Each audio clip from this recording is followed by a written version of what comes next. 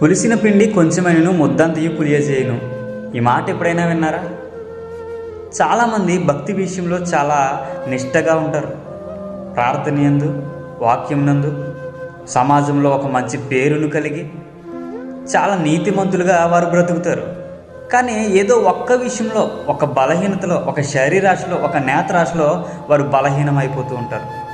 దీన్ని బట్టి దేవుడు మాట్లాడుతుంది ఏంటంటే, నువ్వెంత భక్తి చేసినా కూడా నీలో ఉన్న ఆ ఒక్క ఆలోచన వలన, ఆ ఒక్క పొరపాటు వలన నీకు రావాల్సిన దీవెన నీకు రావడం లేదు, నువ్వు పొందుకోవాల్సిన ఆశీర్వాదం నువ్వు పొందుకోలేకపోతున్నావు అని దేవుడు మాట్లాడుతున్నాడు.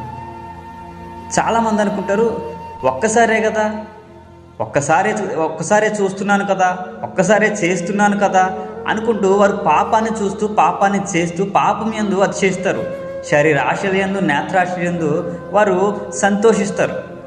కానీ దేవుని వాక్యం అంతా మాట్లాడుతుంది ఏంటంటే, ఆ ఒక్కసారి చాలు, ఆ ఒక్క పాపం చాలు, నీ యొక్క ఆ ఒక్క ఆలోచన చాలు నీ జీవితాన్నే నాశనం చేయడానికి. కావున ప్రియ సహోదరి సహోదరులరా, పాపాన్ని ఏ విధంగా జయించగలం మనం అంటే కనుక, కేవలం మన ఆలోచనలో అది మనకు వచ్చినప్పుడే జయించాలి. మన ఆలోచనలో మనం దాన్ని చంపగలిగితేనే మన క్రియలలో అది రాకుండా ఉంటుంది. అదేవిధంగా దేవుడు ఇంకొక మాట మాట్లాడుతూ అంటారు, నీ కన్నులతో చూసేదాన్ని బట్టే నీ దేహం అంతయు కూడా చెడుగా మారుతుంది.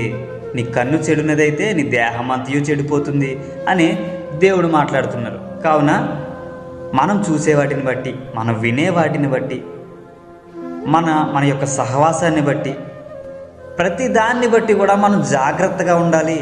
జాగ్రత్తగా ఉండు అని దేవుడు హెచ్చరిస్తున్నాడు.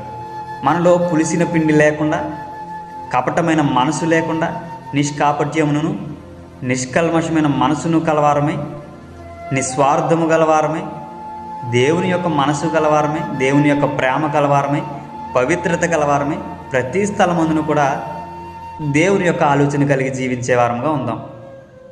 దేవుడు మనల్ని అందరినీ ఆ విధంగా మనల్ని బలపరచునుగాక. ఆమేన్.